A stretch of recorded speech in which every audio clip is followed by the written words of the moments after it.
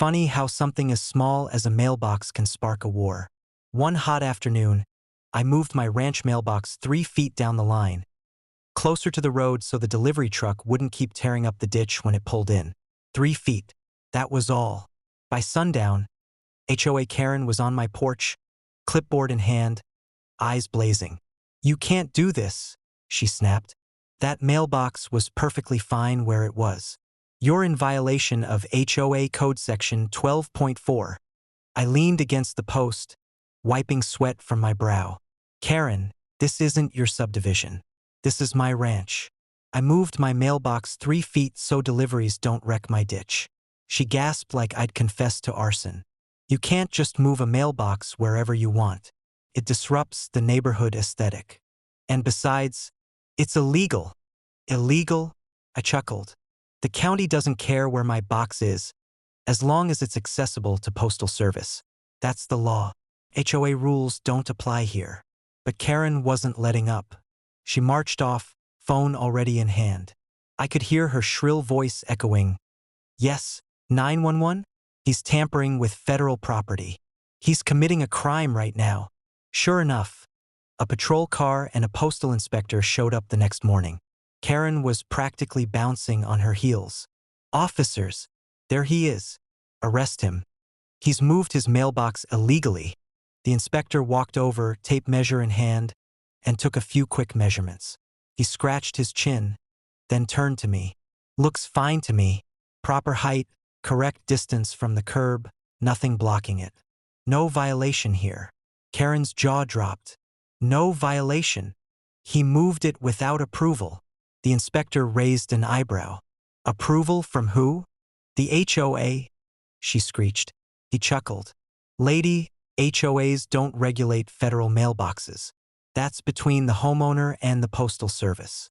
He's in the clear." Karen turned red. "This isn't over. I'll sue him for damages." And that's exactly what she did.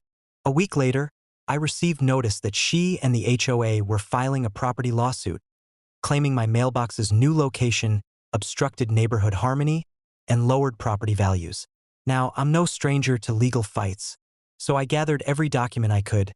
Photos of delivery trucks stuck in the ditch before, letters from the postal inspector approving the new location, and even a statement from the mail carrier herself, who was thrilled about not getting stuck anymore. Court day came. Karen waltzed in with a binder full of HOA codes, strutting like she was about to win an Oscar. "Your Honor," she began dramatically, "this man has defiled our neighborhood's uniformity.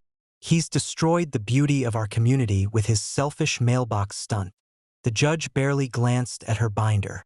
"Ma'am, HOA rules have no jurisdiction on private ranch property. The only regulations that apply are federal postal codes and county ordinances." I handed over my documents. "Here's the inspector's approval, the carrier's statement, and the county's acknowledgement. Everything is compliant." The judge flipped through them, then looked over his glasses at Karen. "This case is frivolous. Not only is he in compliance, but your lawsuit has wasted court time and taxpayer money." Karen paled. But, therefore," the judge continued, "I'm dismissing the case with prejudice.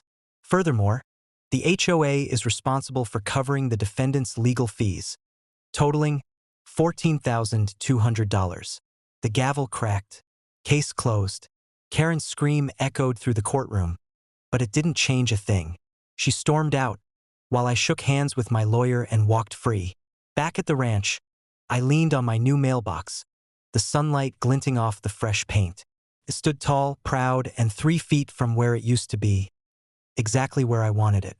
And now, every time Karen drives by, she has to see it standing there.